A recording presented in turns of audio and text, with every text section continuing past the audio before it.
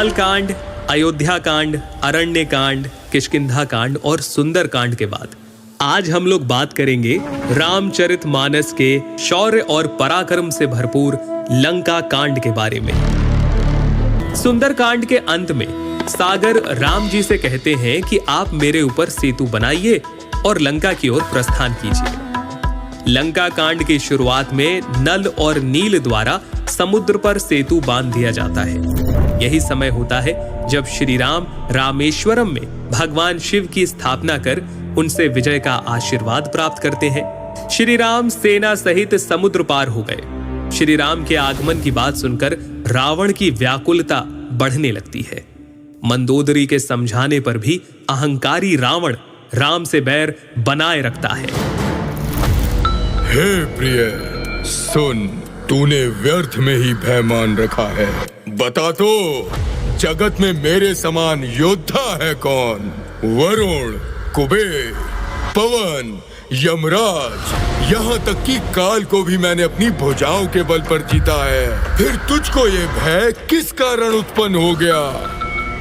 विभीषण राम जी को बताते हैं कि रावण ने सिर पर छत्र धारण किया है, जो मानो काले घने बादलों जैसा प्रतीत होता है, और मंदोदरी के कर्ण फूल बिजली के समान प्रतीत होते हैं। तब राम जी एक ही बाण से रावण के छत्र, मुकुट और मंदोदरी के कर्ण फूल काटकर गिरा देते हैं। इसे देखकर रावण की सारी सभा भयभीत हो जाती है। जामवंत जी के सुझाव पर राम जी अंगद को दूत बनाकर रावण के पास भेजते हैं। जैसे मतवाले हाथियों के झुंड में सिंह बिना किसी डर के विचरता है, अंगद भी राक्षसों की सभा में वैसे ही पहुंचकर रावण को श्री राम की शरण में आने के लिए कहते हैं। परंतु रावण के ना मानने पर अंगद उन्हें अपने बल का अंश दिखाते हुए बोलते हैं, अरे मूर्ख, अगर तू मेरा चरण हटा सके तो श्री राम लौट जाएंगे और मैं सीता जी को हार जाऊंगा। करोड़ों वीर योद्धा जो बल में मेघनाद के समान थे, बार बार झपटते लेकिन चरण उठा नहीं पाते।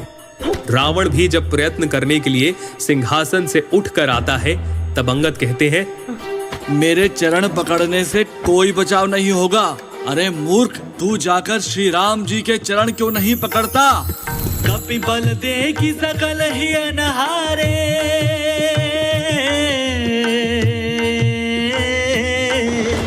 कपि बल दे कि सकल ही अनहारे, उठ आपू कभी कै परचारे।